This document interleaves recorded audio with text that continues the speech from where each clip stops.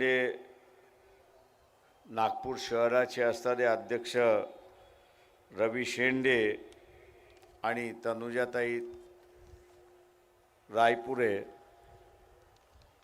उपस्थित सर्व बंधूंनो, भगिनीनो आणि बालमित्रांनो,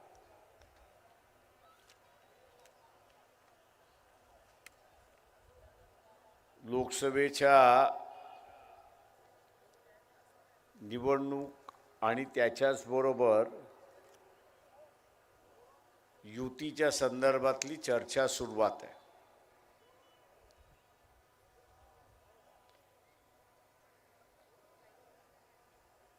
आणि चर्चेच्या संदर्भातलं उलटसुलट बातम्या यायला सुरुवात लागली.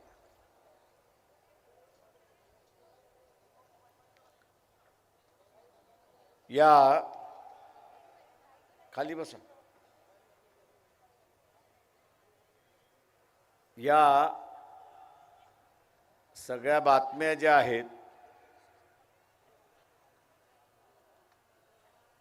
या बातम्या खऱ्या आहेत असं मी त्या ठिकाणी मानत नाही.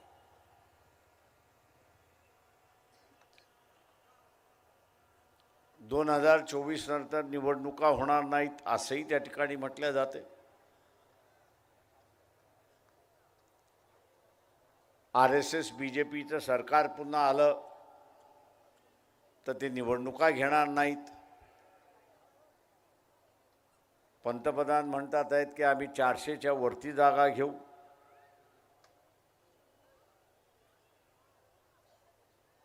आणि आम्ही असं म्हणतोय की तुम्हाला 150च्या वरती आम्ही जाऊ देणार नाही.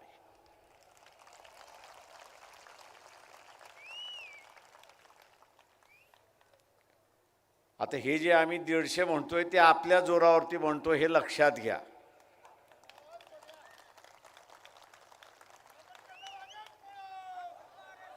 मतदाराच्या जोरावरती आम्ही म्हणतोय एवढं लक्षात घ्या.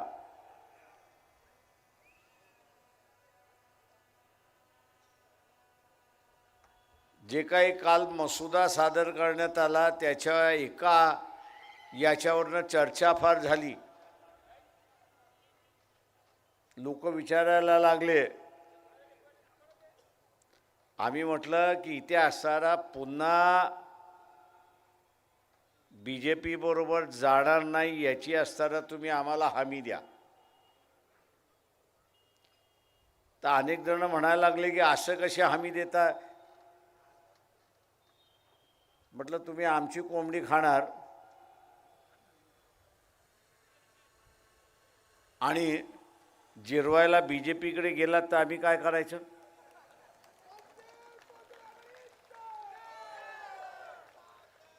आणि म्हणून काही प्रश्न असताना हे जटिल आहेत की ज्याची पब्लिकली चर्चा करता येत नाही अशी परिस्थिती आहे.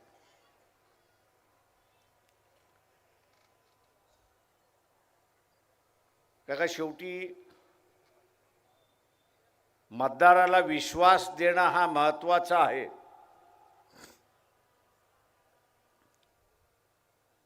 मतदार हा BJPच्या विरोधातला मतदार आहे, RSSच्या विरोधातला मतदार आहे. त्याला खात्री पटली पाहिजे की आपण असणारा पुन्हा जाणार नाही याची.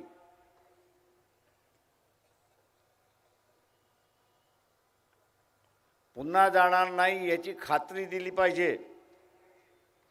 आणि पुन्हा जाण्याची खात्री मिळाली त्याला, न जाण्याची खात्री त्याला सर मिळाली, तो दिलखुलासाने मतदान देईल हे आपण असणारं लक्षात घ्या. मी इथे असणारा फुले शाहू आंबेडकरी समूहामधला शिकलेला वर्ग आहे.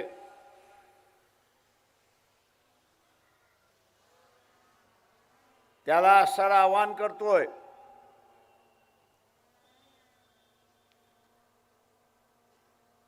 की त्याच्यावरती मोठी जबाबदारी आलेली आहे. आरक्षणाचा तो असणारा लाभार्थी आहे. आरक्षणातला तो हुशार आहे म्हणून त्याला नोकरी लागली.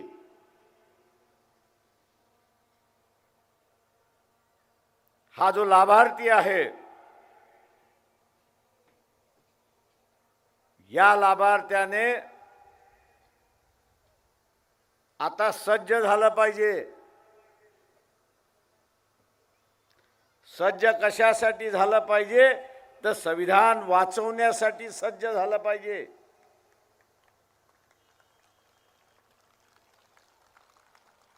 लाभार्थी आहे तो, आणि म्हणून त्याने या निवडणुकीमध्ये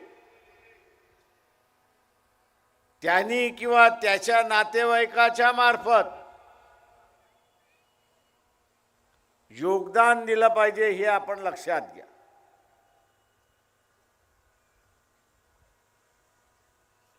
राजकीय दृष्टिकोनातून आज आपण असं पाहिलं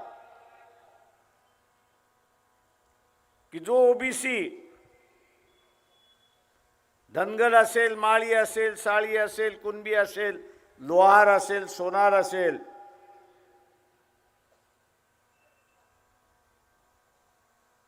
जरांगे पाटलाच्या आंदोलनामुळे जागृत झाला.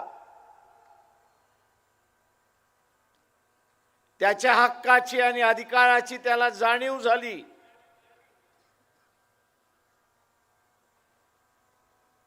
आज तो स्वतःच्या अधिकाराची सुरक्षा करायला निघालाय, लढायला निघालाय. आणि म्हणून महाविकास आघाडीच्या असणाऱ्या नेत्यांना सांगितलं की आपली यादी उद्या, युतीची यादी जर युती जर झाली तर त्या युतीमध्ये सर्व पक्षाचे मिळून किमान 15 उमेदवार हे ओबीसीचे असले पाहिजेत, हे आपण लक्षात घ्या. पुन्हा अशी परिस्थिती येणार नाही.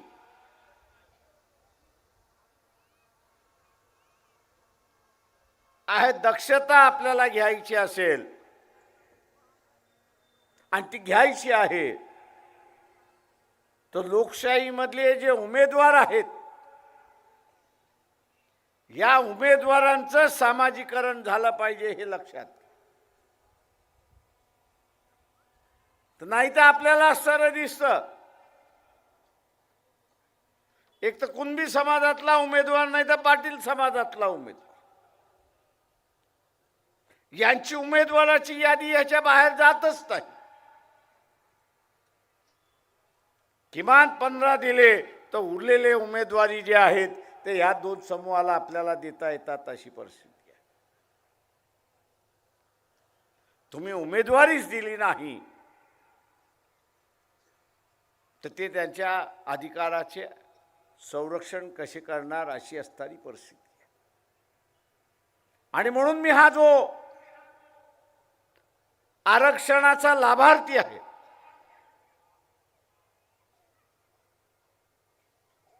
याला माझं असं आव्हान आहे की खिशाला चाट पडली तरी चालेल,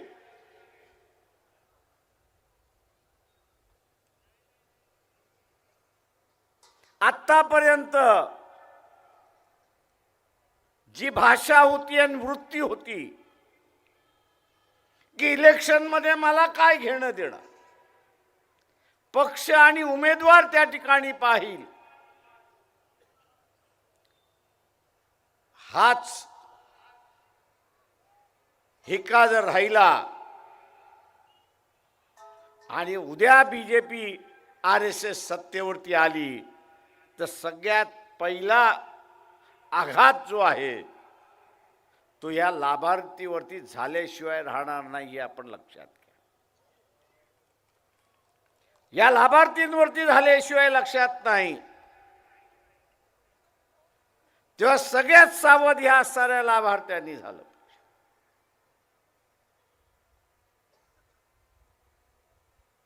ज्या प्रमाणात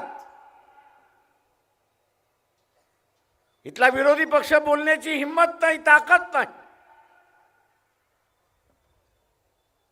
त्यालाही भीती वाटते की आपल्या पाठीमागे ईडी येतोय का, ज्याच्यावरती धाडी घातल्या जात आहेत. मग तो व्यापारी असेल, तो राजकीय नेता असेल, तो कारखानदार असेल, तर अशाच लोकांवरती घातल्या जातंय की जे या संविधानाला मानतात, मानवतेला मानतात आणि निधर्मी पक्षाला मानतात.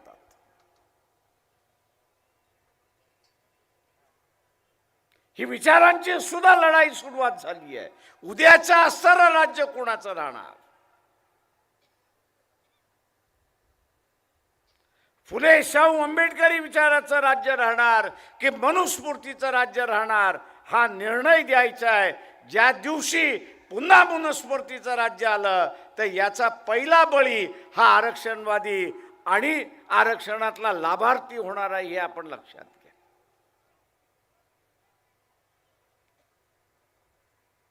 तेव्हा स्वतःच्या सुरक्षितेसाठी या लाभार्थ्यांनी आता असणारा कंबर कसली पाहिजे. स्वतःच्या सुरक्षितेसाठी, स्वतःच्या कुटुंबासाठी, स्वतःच्या मुलीसाठी आणि उद्याच्या असणाऱ्या पिढीला हे जे स्वातंत्र्य आपण जगलो ते त्याच तऱ्हेनं दुसऱ्या पिढीला द्यायचं असेल तर कंबर कसल्याशिवाय आता मार्गच राहिला नाही, हे आपण लक्षात घ्या.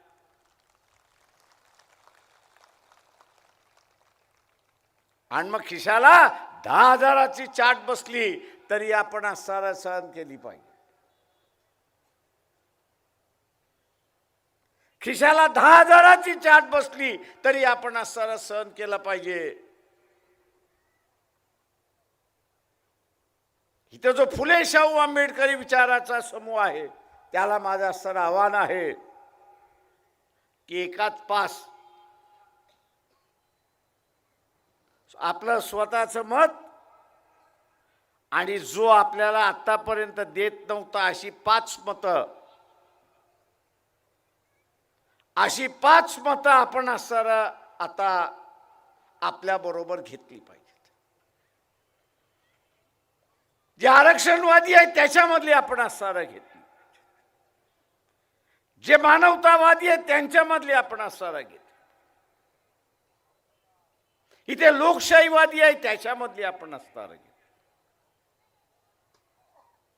आणि प्रत्येक फुले शाहू आंबेडकरवाद्याने ही 5 मतं गोळा केली तर विजय हा आपला निश्चित आहे, हे असणारं लक्षात घ्या.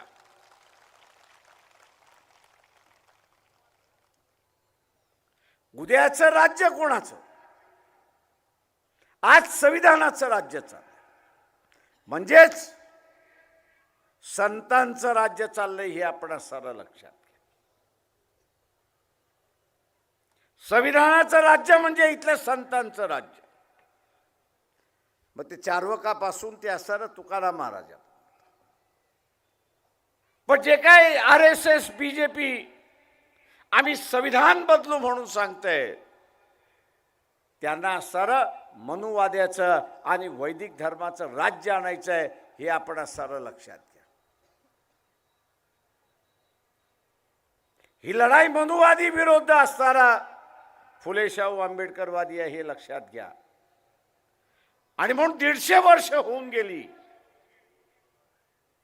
महात्मा फुले, सावित्रीबाई फुले यांना जाऊन 150 वर्ष होऊन गेली. 4 पिढ्या गेल्या तरी आपण बघत असाल की महात्मा फुले आणि सावित्रीबाई फुले यांना आजही शिव्याची लाखोली त्या ठिकाणी व्हायला जाते. आजही शिव्याची असणारी लाखोली त्या ठिकाणी व्हायला जाते. कारण का तर या बदलाचे ते असणारे जनक आहेत, हे आपण लक्षात घ्या. आधुनिक काळामधल्या बदलाचं जे आहेत ते जनक आहेत. त्यांनी इथल्या मनुवादी व्यवस्थेला आग लावली आणि बाबासाहेबांनी तिला जाळून टाकली, अशी असणारी परिस्थिती आहे. आता ती पुन्हा आणायची आहे का, हे आपण असणारं लक्षात.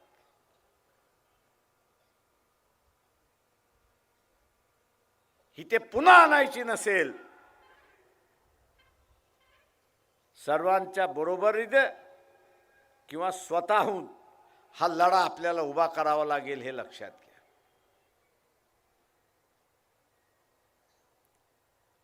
ज्यांच्या इन्क्वायऱ्या चाललेल्या आहेत,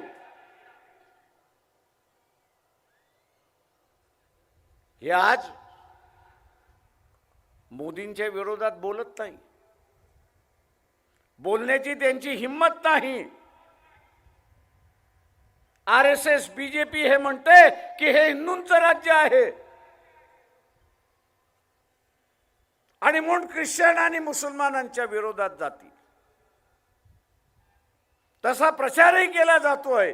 अखलाकचा असणारा खून करून ते चित्रण करून दाखवल्या जाते, अशी असणारी परिस्थिती आहे.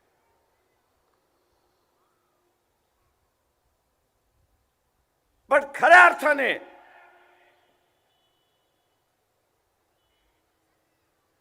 राज्यसभेमध्ये एका प्रश्नाला उत्तर देताना हेच मोदीचं सरकार उत्तर देते की या देशामध्ये 24 लाख कुटुंब, हे राज्यसभेचं उत्तर आहे. राज्यसभेमध्ये उत्तर आहे, मागच्या 3 महिन्यापूर्वी दिलेलं उत्तर आहे की 24 लाख कुटुंब के जे हिंदू आहेत, ज्यांची संपत्ती 50 कोटीच्या आसपास आहे, अशाने नागरिकत्व सोडलं आणि परदेशी जाऊन राहिले.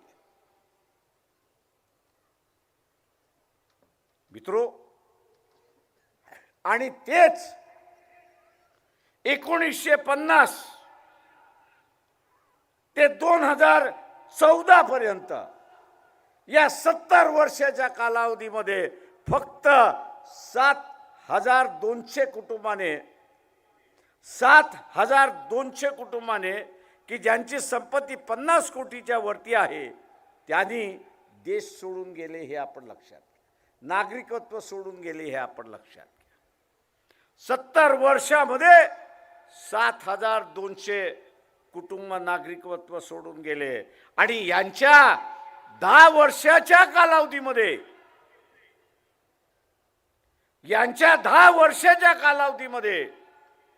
24 लाख हिंदू कुटुंब देश सोडून गेले, हे आपण लक्षात घ्या. हे सरकारची आकडेवारी ते देतात आहेत, ही माझी आकडेवारी नाही आहे किंवा इथल्या कुठल्या वर्तमानपत्राने निर्माण केलेली आकडेवारी नाही आहे. ते एका प्रश्नाला राज्यसभेमध्ये असणारं उत्तर दिलेलं आहे. मी इथल्या असणाऱ्या तमाम सनातनवादी आहेत, या सनातनवाद्यांना असणारा विचार, इथला तेली आहे, कुणबी आहे, त्याला असणारा विचार. तुम्ही सत्तेवरती ह्यांना याच्यासाठीच बसवलं. तुम्ही यांना सत्तेमध्ये ह्याच्यासाठीच बसवलं की त्यांनी असणारा हिंदूंच्या विरोधात कारवाई करावी आणि ते कंटाळून जाऊन त्यांनी असणारं नागरिकत्व सोडावं आणि देशभरामधून निघून जावं.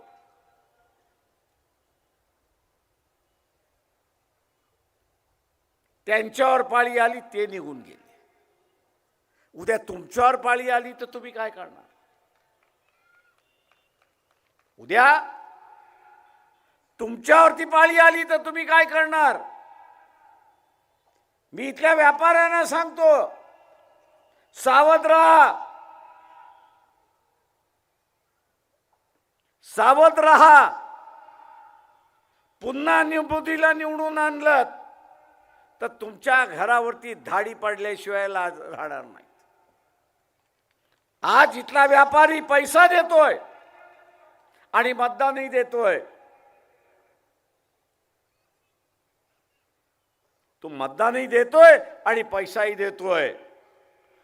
उद्या तुमच्या घरावरती धाडी व्हायच्या नसतील तर या सरकारला खाली खेचा आणि आपलं कुटुंब वाचवा, हे आवाहन मी आपल्या सगळ्यांना करतो.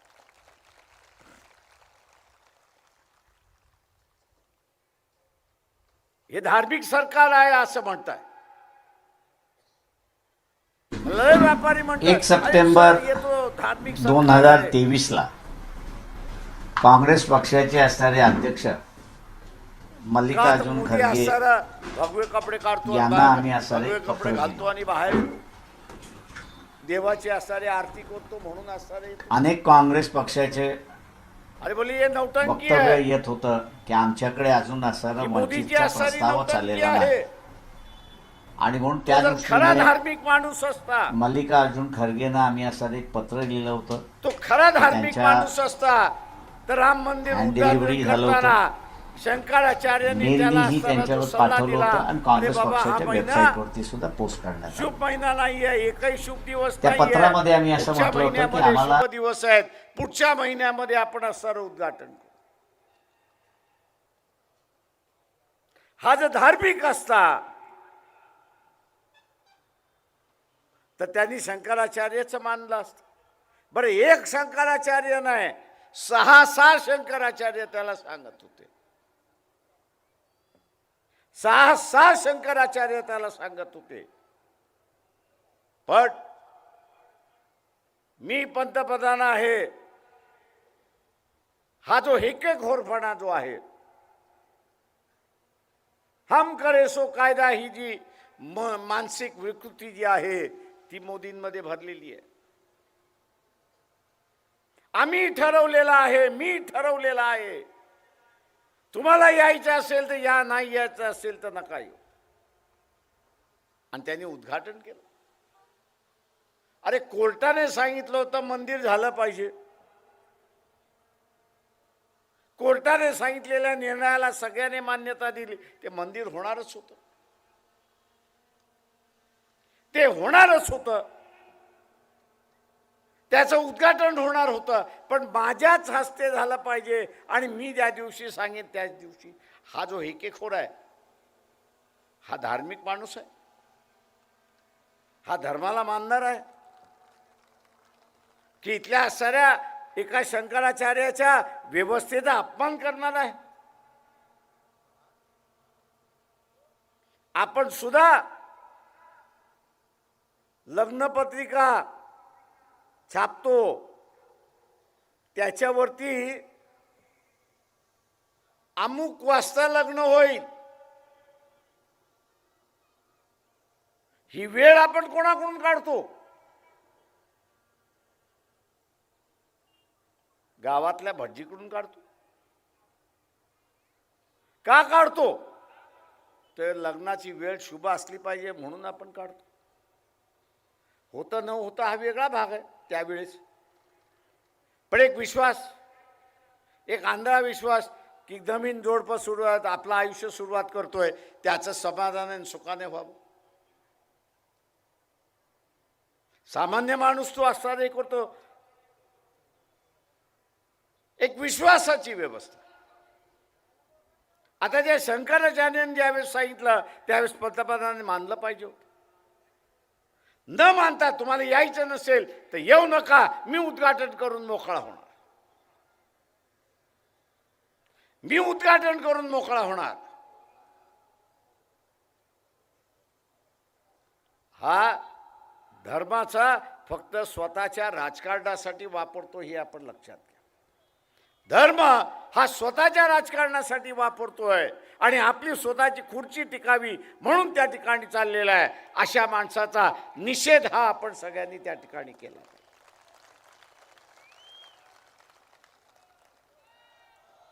जाता जाता मी आपल्याला फक्त असणारा एकच प्रश्न या ठिकाणी विचार,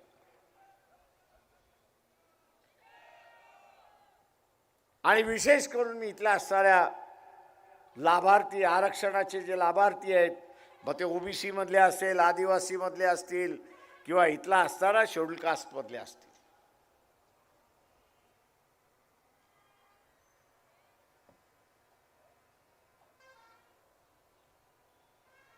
तुम्ही खरंच तुमच्या कुटुंबावरती प्रेम करता का? की तुम्ही स्वतःचीच प्रेम करताय? अरे तुमचं तर आयुष्य जगून झालं. तुम्ही तर आता शाळेमध्ये जाणार नाही, कॉलेजमध्ये जाणार नाही, नोकरीला लागणार नाही, का लागलेला?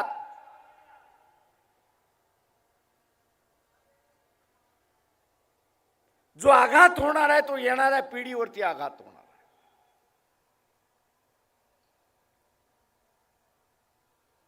पब्लिक शाळा बंद होणार आहेत आणि प्रायव्हेट शाळा सुरुवात होणार.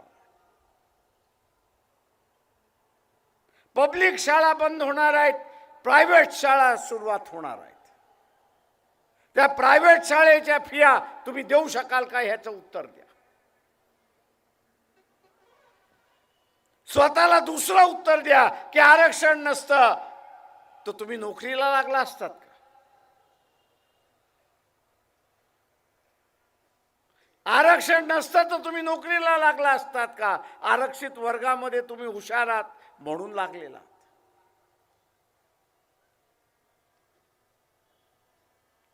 उद्याच्या पिढीला केंद्र बांधून आपण असणारा विचार त्या ठिकाणी केला.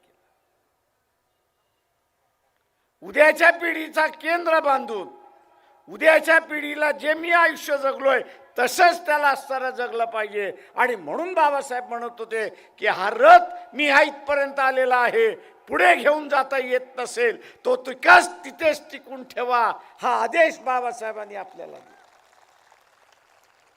आणि इथल्या सगळ्या आरक्षण उपभोग्यांना सुद्धा त्या ठिकाणी असताना दिला.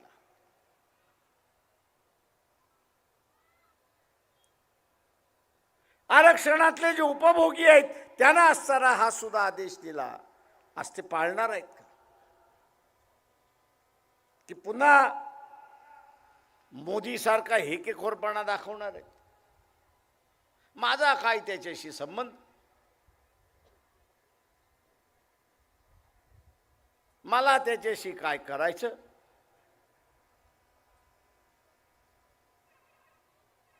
हा जो हेकेखोरपणा आहे हा धोकादायक हे आपण असं लक्षात. आरक्षणवाद्याचा हेकेखोरपणा हा त्याच्या कुटुंबापुरता मर्यादित आहे. पण मोदीचा असणारा हा हेकेखोरपणा देशाला विघटनेच्या वास्त्यावरती आणून ठेवेल हे आपण लक्षात.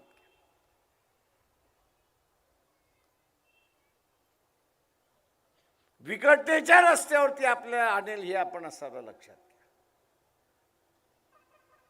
आणि म्हणून पंतप्रधान हा त्या अमेरिकेच्या लोकांसारखा विद्वान अजिबात आम्हाला नको ते म्हणतात. का विद्वान हा बाजारामधून विकत घेतला जाऊ शकतो आणि त्याची असणारी विद्वत्ता ही वापरल्या जाऊ शकते हे आपण लक्षात घ्या.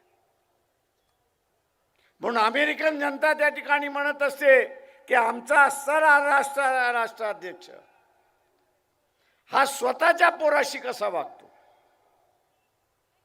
हा त्याच्या बायकोशी कसा वागतो याच्यावरती आमचं अवलंबून असतं. बायकोला मारणार असेल आणि टाकून देणार असेल तर आम्ही अजिबात त्याला असणारं ठेवत नाही. का हा कुटुंब वात्सल्य नाही. राष्ट्र हे एक असणारं कुटुंब आहे. आता हा पंतप्रधान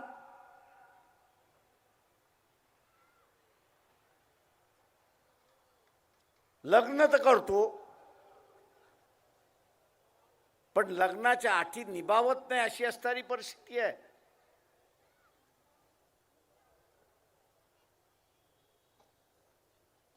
लग्नाचे नियम पाळत नाही.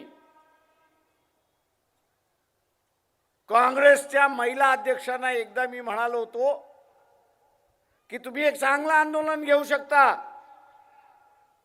आणि ते म्हणजे मोदीला आठवण करून द्या की तुझं असणारं लग्न झालंय, तुला असणारा बायको आहे, तिला फक्त एकच दिवस त्या 10 जनपद त्या पंतप्रधानाच्या घरामध्ये फक्त एकच दिवस ठेव, दुसऱ्या दिवशी हाकलून टाक. काँग्रेसवाल्यांना म्हटलं आंदोलन घ्या. ते म्हटले प्रकाश प्रश्न फारच चांगला आहे, लोकांच्या आणि महिलांच्या जिव्हाळ्याला लागणार आहे. म्हटलं मग घ्या ना. ते म्हटले ईडी तर आमच्या पाठीमागे येणार नाही का?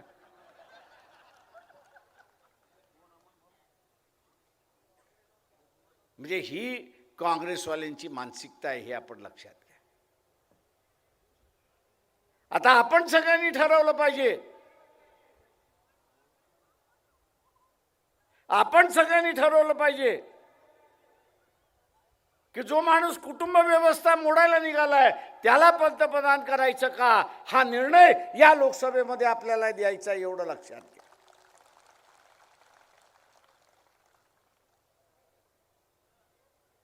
कुटुंबाची जबाबदारी नसल्यामुळे डॉक्टर रमेश गजबे, तुम्ही कितीही मामला की इथं असताना बेरोजगारी आहे, त्याला काय घेणं देणं आहे? काय घेणं देणं आहे का? तो काय म्हणतो, ना आगे ना पीछे. आता ज्याच्या पुढेही नाही आणि मागेही नाही त्याला काय समस्या कळणार?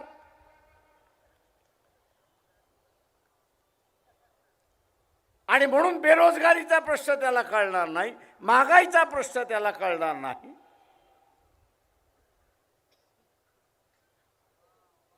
असा माणूस पुन्हा पंतप्रधान खुर्चीवरती बसवणार नाही. आणि म्हणून भारतीय जनता पक्ष RSSच्या विरोधात आपण यावेळेस मतदान कराल ही अपेक्षा मी आपल्या सगळ्यांकडून बाळगतो. आणि आंबेडकरी चळवळ, शाहू फुले आंबेडकरी चळवळ ही आपल्या पायावरती पुन्हा आपण असं उभं करूया, हे कटिबद्ध बोलू राहू, एवढं बोलतो आणि आपली सगळ्यांची रजा घेतो. जय भीम, जय भारत. बहुजन आघाडीचा बाळासाहेब आगे बढ़ो, नेते बाळासाहेब आगे बढ़ो, नेते बाळासाहेब संघर्ष करो. वंचित बहुजन आघाडीचा. धन्यवाद सर. मी आमंत्रित करतो आभार प्रदर्शन तालुका अध्यक्ष सन्माननीय मनीष खोब्रागडे.